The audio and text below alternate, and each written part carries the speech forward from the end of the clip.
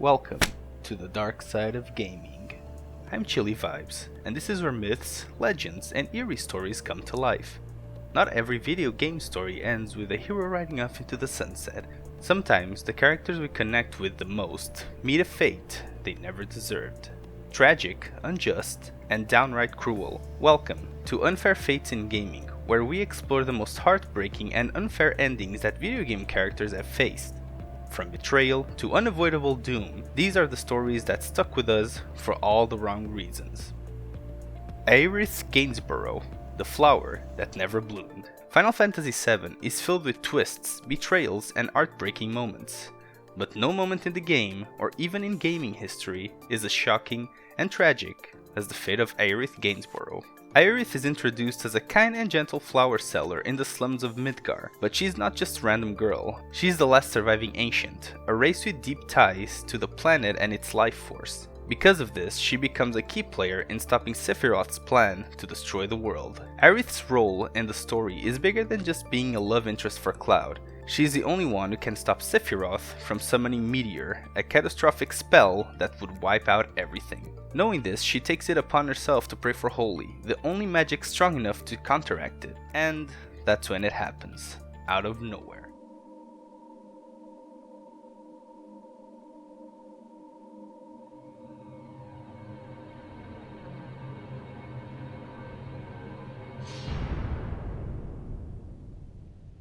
In one of the most gut-wrenching moments in gaming, Sephiroth strikes Aerith down mid-prayer. There is no final battle, no way to save her.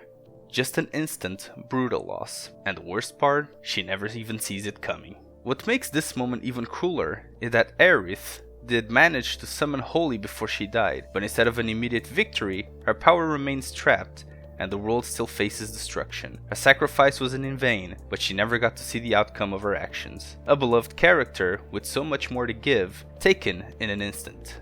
And yet, even in death, Aerith continues to fight for the planet. That's what makes her fate so tragic and so unforgettable. John Marston, a man who could never escape his past. Red Dead Redemption tells the story of John Marston, a former outlaw trying to leave his criminal past behind and build a better life for his wife and son. But as the game shows time and time again, no matter how much John tries to walk the straight path, the world won't let him forget who he used to be. Working under the government's orders, John is forced to track down and kill the remaining members of his old gang, all in exchange for the promise of freedom. He does everything they ask. He hunts down Bill Williamson, he eliminates Javier Escuela, and he finally puts an end to Dutch van der Linde. And in the end, it seems like his debt is finally paid. He returns to his ranch, hoping for a peaceful life with his family, but peace is never an option. Just when it seems like John has earned his happy ending, the government betrays him. Agents, soldiers, and marshals storm his home, leaving him outnumbered and with no way to escape. After sending his wife and son away to safety, John steps out of the barn one last time, knowing exactly what's coming. He fights back, but it's hopeless.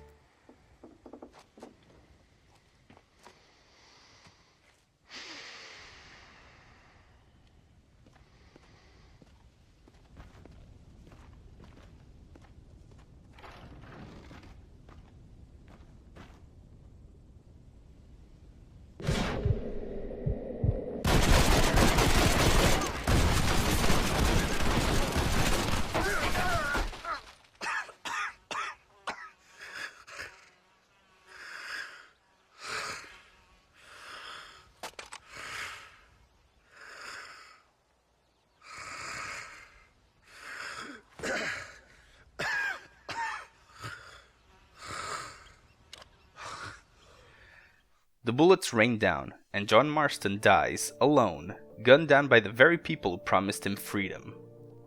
His story doesn't end there. Years later, his son, Jack, tracks down Edgar Ross, the man responsible for his father's death. My name is Jack Marston. You knew my father. I see. I remember your father. I've come for you, Ross.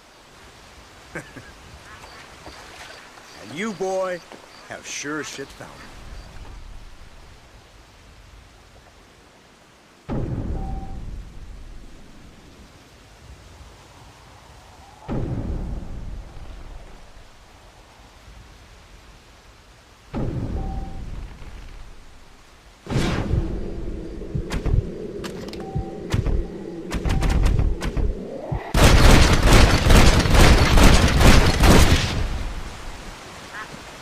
With nothing left but revenge, Jack kills him in a duel, forever sealing his own fate in the cycle of violence John tried so hard to break. John did everything to leave his past behind. He sacrificed, he obeyed, he paid his dues, but in the end, the world never let him go. His story is one of redemption, but not one of escape, and that's what makes his fate so unfair. Lee Everett, the man who saved a life but lost his own. Lee Everett wasn't supposed to be a hero.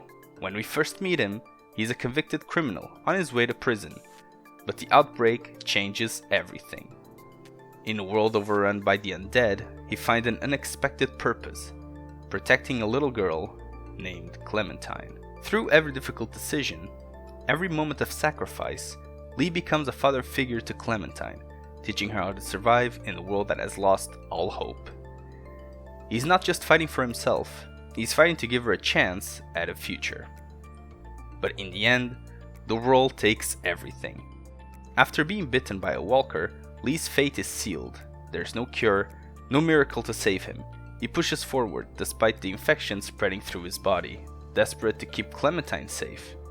With his strength fading, he helps her one last time, teaching her how to make it on her own. Then comes the final choice. Clementine, the girl he swore to protect, is forced to do the unthinkable.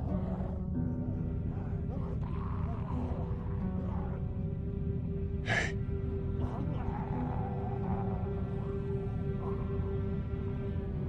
You're strong, Clem. You can do anything. But I'm little. Doesn't mean nothing. You're gonna see bad stuff, but it's okay. My parents. It's so horrible. I can't imagine, sweet pea. And now, you? Please. Please don't be one of them. Please don't become a walker. There's only one thing you can do. You know that. I don't know if I can. She can either leave him to turn, or put him down before he loses himself completely. Either way, Lee Everett, one of the few truly good people left, meets his end. Not because he failed, but because the world was never fair to begin with. His death is tragic, but his legacy lives on. Clementine survives, carrying the lessons he taught her. But that doesn't change the fact that a man who finally found something worth fighting for never got to see the future he worked so hard to protect. Arthur Morgan, the Outlaw's Redemption. Arthur Morgan was a man shaped by the life he lived. Raised by the Von der Line gang, he knew nothing but the outlaw way, stealing, fighting, surviving. To him, loyalty was everything, and for years he followed Dutch Von der Line without question. But as the gang slowly fell apart, Arthur began to see the truth. Their way of life was coming to an end, and Dutch was no longer the man he once believed in. Arthur's journey in Red Dead Redemption 2 is one of self-reflection, redemption, and ultimately, tragedy. When he's diagnosed with tuberculosis, he realizes his time is running out.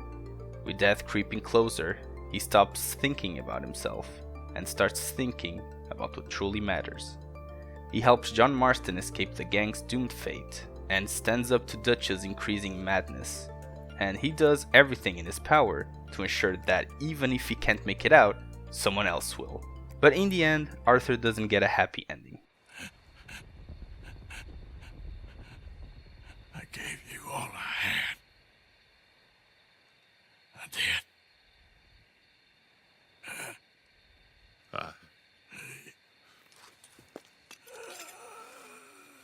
Come on. Dutch. Let's go, buddy. We made it.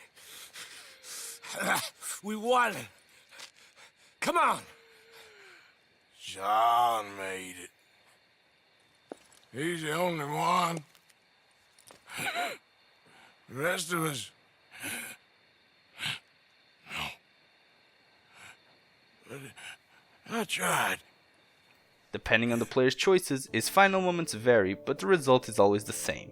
He dies, either alone from his illness or beaten down by macabre. the man who betrayed the gang. No matter how much good Arthur does in his final days, his fate is sealed.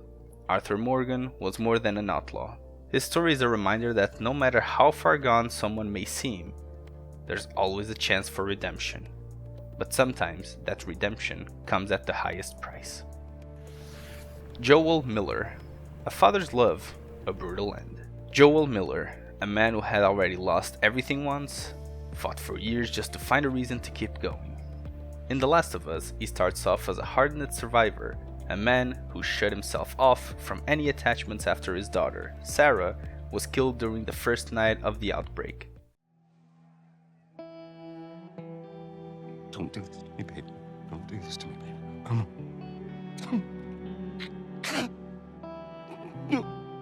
No. No. No. No. Please. Please. Please. Please don't. Please. But over time, his journey with Ellie forces him to open up again, to care again. He teaches her how to survive, protects her from threats both human and infected, and in the end, he makes an irreversible choice, one that would seal his fate. After learning that the Fireflies intended to sacrifice Ellie to create a vaccine, Joel refuses to lose another daughter. He storms their facility, killing everyone in his way and saving Ellie, even though she never gets to make that choice herself. It's a selfish act, but at the same time, it's completely understandable. Joel had lost Sarah. He wasn't going to lose Ellie too. Years pass. Joel and Ellie settle in Jackson, trying to live normal lives.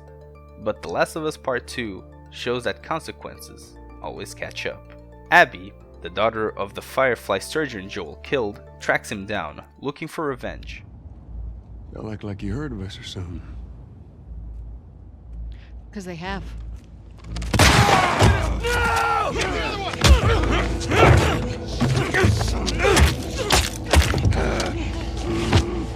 The moment he and his brother Tommy enter a lodge surrounded by Abby's group, Joel's fate is sealed. Before he even understands what's happening, Abby shoots him in the leg, crippling him. What follows is a slow, brutal execution. Joel, a man who survived so much, is beaten to death with a golf club, as Ellie is forced to watch, helpless.